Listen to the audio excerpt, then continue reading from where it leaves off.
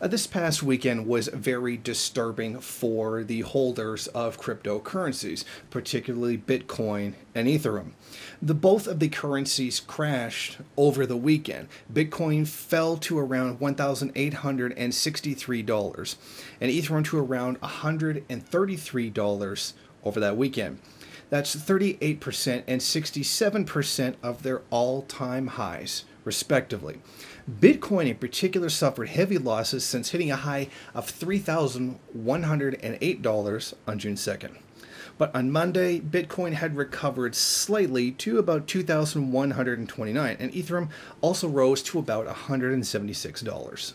The decline appears to be part of a wider trend across the market, with trade publication CoinDesk reporting Sunday that the worth of all publicly traded digital currencies had fallen by a total of $10 billion in 24 hours over the weekend. Now, there are a few reasons why this happened. One of them, it was specifically, as mentioned by many experts, is the manipulation of the currency by many big holders of the coins. They go in, they do a big sell-off, or appear to, like they sell it to themselves kind of thing, just transfer from one to the other, and it looks like the price has astronomically dropped. And then some smaller, more naive investors believe that the currency is dying, and then they end up selling off theirs, and then it gets being bought up by those big players once again. So what you get is a manipulation of what is essentially a stock, with that stock, which in this case is Bitcoin, ending up into the hands of fewer people. It becomes more concentrated.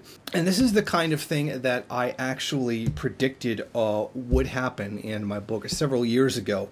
I don't mean to say I told you so, but well, I did tell you so.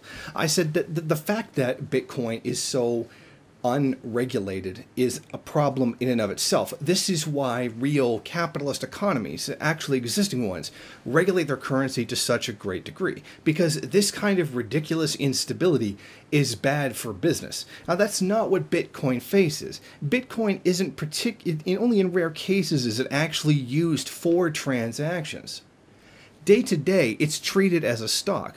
What is the value of Bitcoin right now? Should I sell my Bitcoins or should I buy more Bitcoins?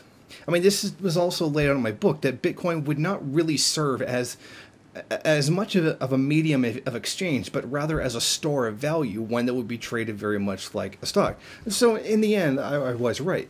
But this actually speaks much more to the Austrian school kind of economics that everything left unregulated will magically work by itself, which is why, of course, history has always shown that things do need to be regulated to one degree or another. And this perfectly shows why the United States and every other country in the world puts out such great efforts to stabilize their own currencies so that people know day to day relatively what it's going to be, and thus can plan business transactions accordingly.